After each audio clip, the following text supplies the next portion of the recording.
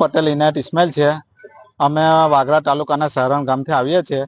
અમારા ખેતીના પાકોને નુકસાન થયા છે, એટલા માટે અમે કલેક્ટર સાહેબની ઓફિસે આવ્યા છે। અમે મામલતદાર સાહેબશ્રીને બી રજૂઆત કરેલી હતી અને એમને જેપીસીપી વાળાને મોકલ્યા હતા, પણ એમને કંઈ રિસ્પોન્સ હજુ આવ્યો નથી જેપીસીપી, એટલે અમે મામલતદાર સાહેબ આવ્યા છે। અમારા ખેતીના પાકોને કપાસ, તુવેર, મગ, મઠિયા બધું સુકાઈ ગયું છે। હવે કંપની વાળા એવું કહે છે કે વરસાદને કારણે છે, પણ વરસાદ ઘણો પુષ્કળ થઈ ગયો છે, તો પણ અમે બીજા વખતે કપાસ બનાવ્યો, તુવેર ખેતરમાં ઉયરી, એ પાક પણ સુકાઈ ગયા છે બીજા વખતે પણ।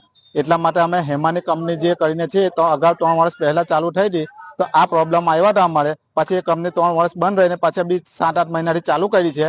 એટલે એ કંપની પાછી જ્યારની ચાલુ થઈ ત્યારના અમારા ગામના લીમડા, ઝાડ, કપાસ, તુવેર, મગ, મઠિયા બધું સુકાઈ ગયું છે। હજારો એકરનું નુકસાન છે અમારે ત્યાં, અમારા ગામની અંદર। એટલે અમે મામલતદાર સાહેબને બી આવેદનપત્ર આપ્યું અને અહીં કલેક્ટર સાહેબને આવેદનપત્ર દેવા માટે આવ્યા છે।